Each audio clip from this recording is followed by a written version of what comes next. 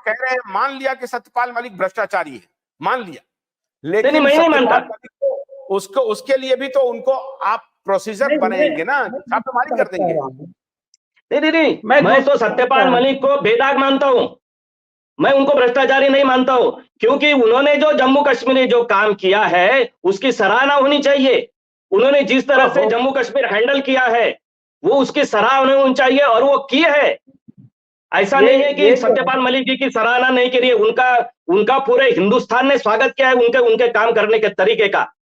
वो किसी से दबते नहीं है वो। लेकिन इसका मतलब है कि अगर आपने काम किया है तो उसका जैसा आपका अगर उसका सराहना होती है तो कोई एलिगेशन आप ही लगाते हो और उसका इन्वेस्टिगेशन हुआ है तो आप उसका सवाल खड़ा करोगे, ये नहीं चल सकता। ये दोहरी नीति नहीं चल सकती।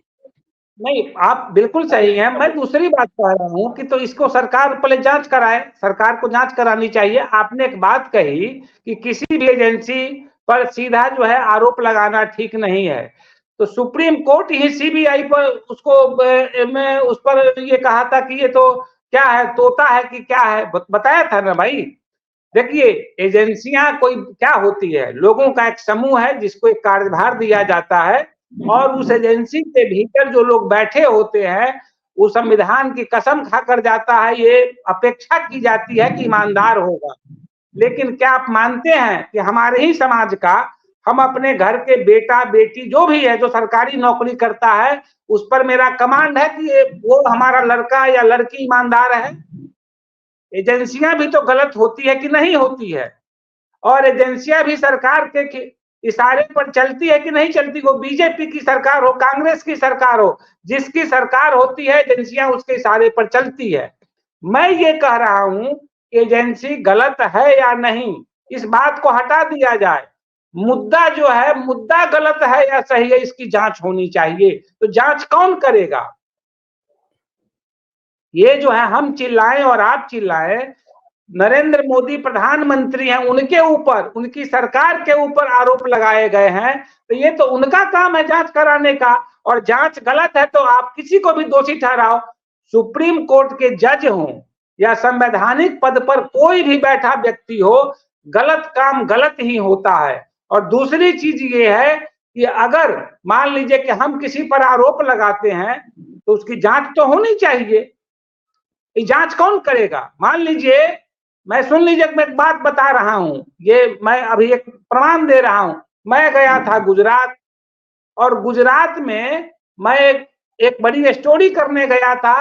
एक सज्जन ने हमको, यहाँ तक कि जो गवर्नर है उत्तर प्रदेश की, उनके पति हमारे अच्छे मित्रों में है, बुजुर्ग मित्र, उन्होंने एक हमको स्टोरी दिया और कहा कि नरेंद्र मोदी की शादी हुई है, तुम इस पर स्टोरी करो। मैं एक ब्रेकिंग खबर अभी आपको सुना रहा हूं। मैं उस स्टोरी पर लग गया।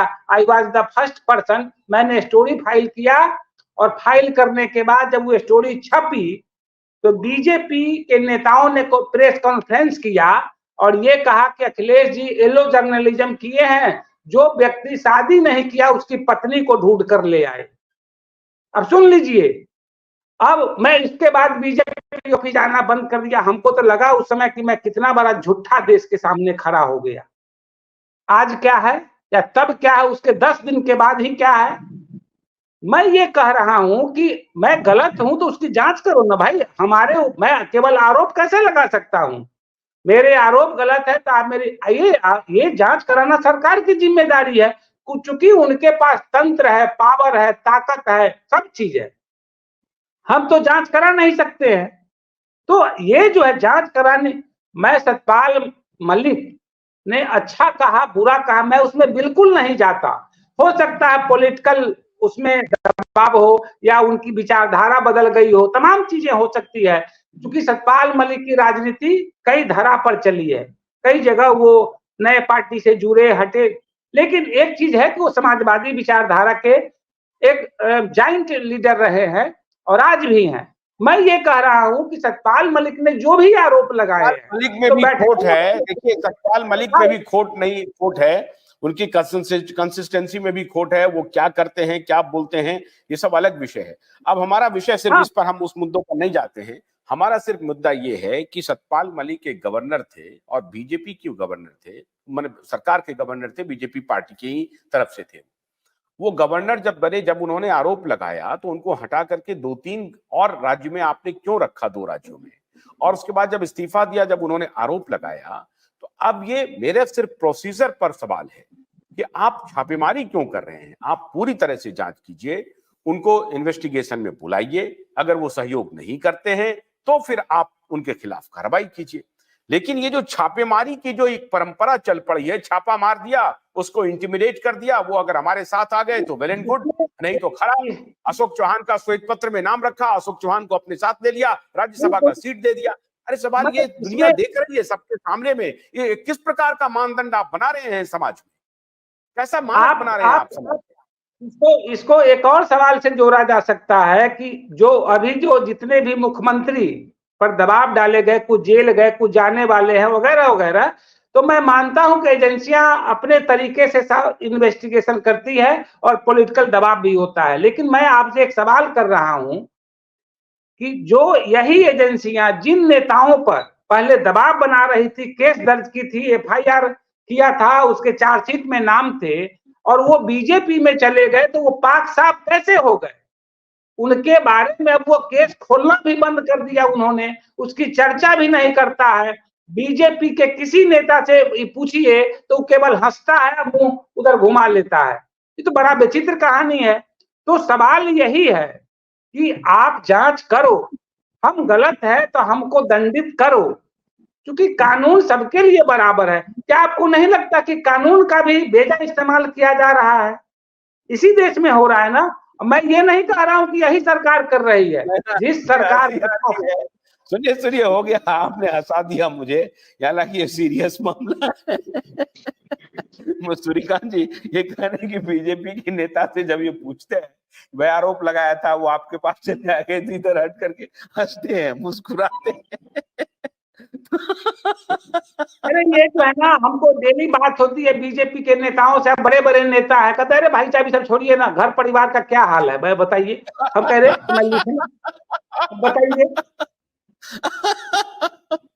देखिए भाई जी क्या है, मैं बता रहा हूँ कि विचारधारा जुड़ना, और मैं व्यक्तिगत रूप से किसी पार्टी को वोट नहीं देता।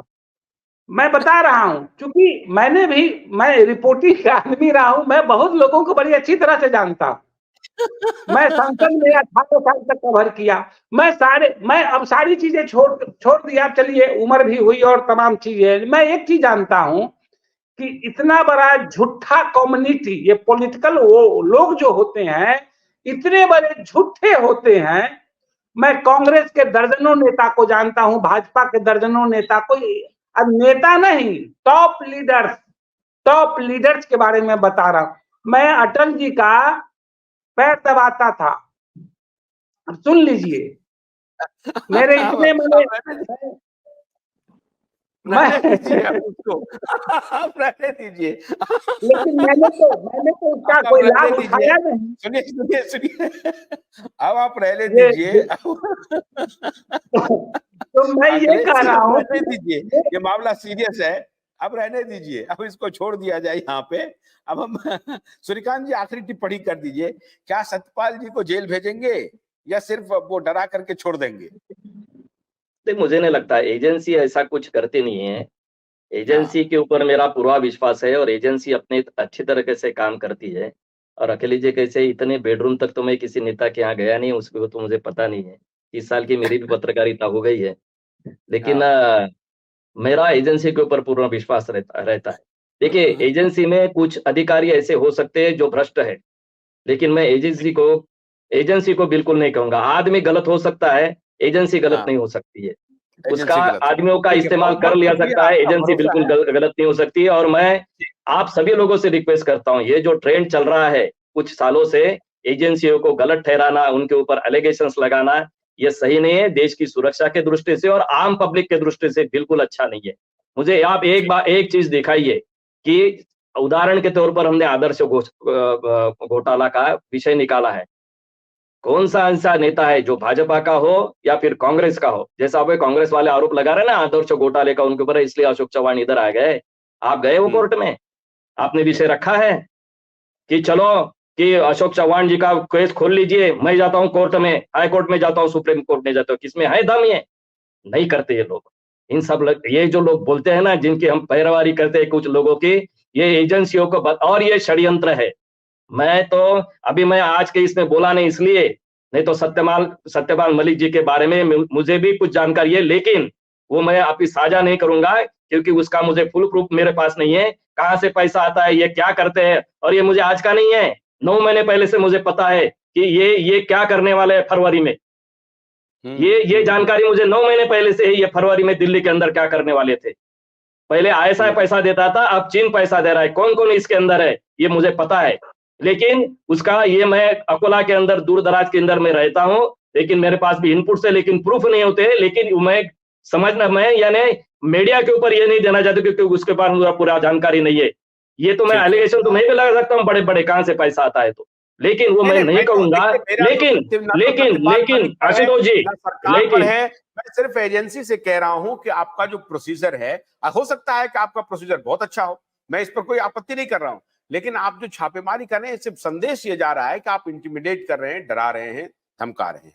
बहुत बहुत शुक्रिया सूर्यकांत जी और अखिलेश जी प्रहार में बातचीत के लिए। अब देखना यह है कि सरकार क्या निर्णय लेती है और CBI का क्या रुख होता है। क्या सत्यपाल मलिक जेल जाते हैं, ये आने वाला वक्त बताएगा। बहुत बहुत शुक्रिया, नमस्कार।